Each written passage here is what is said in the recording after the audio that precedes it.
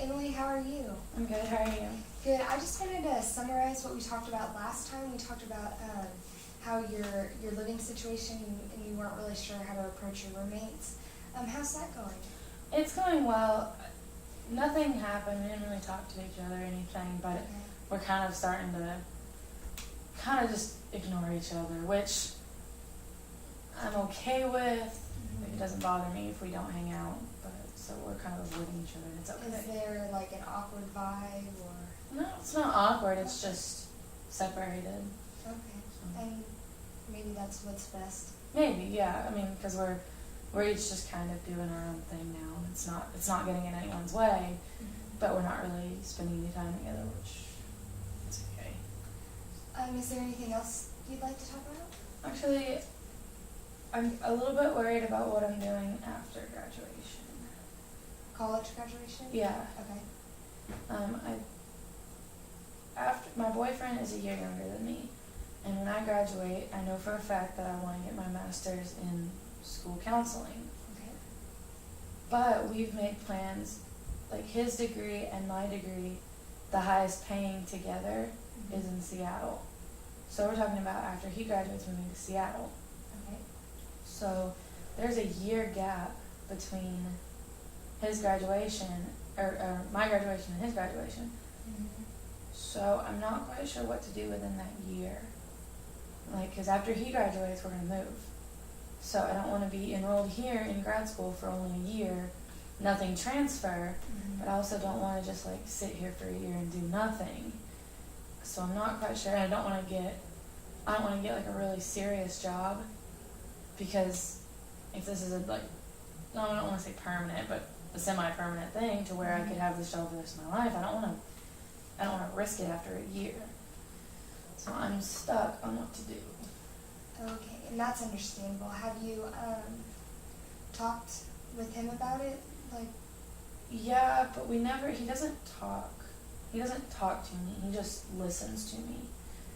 So he doesn't ever really offer advice. He just listens and says, okay, or, we kind of veer off on a different topic. Have you asked him what he wants to do?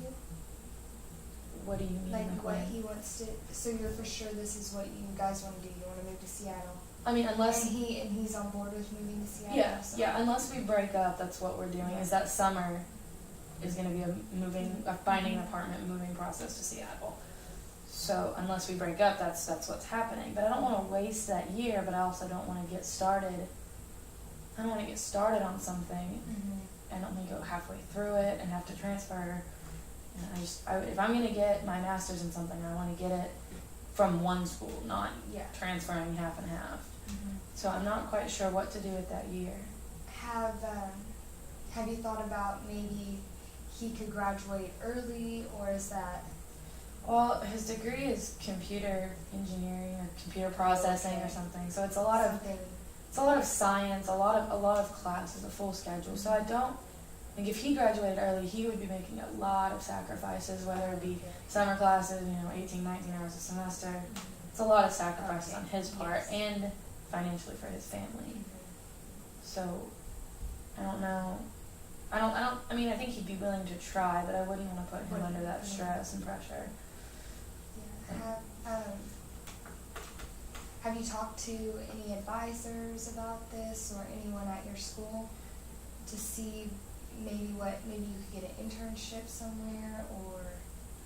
No, I haven't. I'm afraid that if I bring up saying, oh, in 2 years, 3 years, me and my boyfriend are going to move to Seattle, I'm afraid that older adults will go, well, why are you even planning this? Why are you even thinking like that? I don't want to bring it up and then go, why are you even thinking about this? And you just go, well, it's on your mind. Yeah, it's what's going on, and he's the one I'm supposed to be with. I know that. And I know we're not going to break up unless something really bad like cheating or addiction happens. So I know for sure that's what's going to happen, but nobody else sees it that way, Yeah. So I'm just not real sure. It doesn't seem like there's an easy way out. It seems like someone is going to have to get hurt, or some sacrifices are going to be made, regardless of the choice I make. And I guess I guess that's part of growing up, but I guess I'm not sure which would be the best sacrifice to make. Why are you scared of going to 2 different schools for grad school? Well, like, I'm afraid, especially since it's halfway across the country, that things aren't going to transfer. It's not going to be the same. I work with a girl that she went to Texas and did a bunch of undergrads, so just basic Comp 1, Comp 2 math, and then came up here and had to redo it because Texas and Oklahoma were on 2 different levels of learning. So I'm afraid that I would get some stuff here. They're more advanced, so I have to stay longer, or they're less, so I have to retake some. Yeah. You know, and I'm afraid they're not going to transfer right, or I'll have to redo them, and it'd just be a mess. Where at least if I know for a fact that I'm here doing doing grad, that I will get my degree in 2 years, and everything will be in order and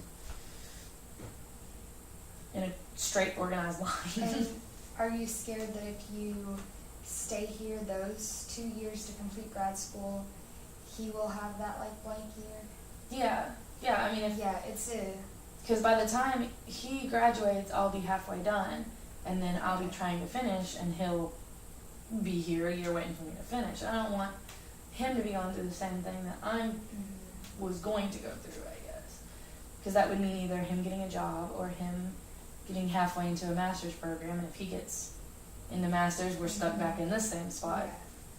And I thought about taking like another year of undergrad, but I don't know, I financially just don't have the money to do that, and I don't think I'm gonna have enough classes to keep that going. So, I mean, my boss at the library has told me now that if I take 1 or 2 classes, I can keep my job at the library.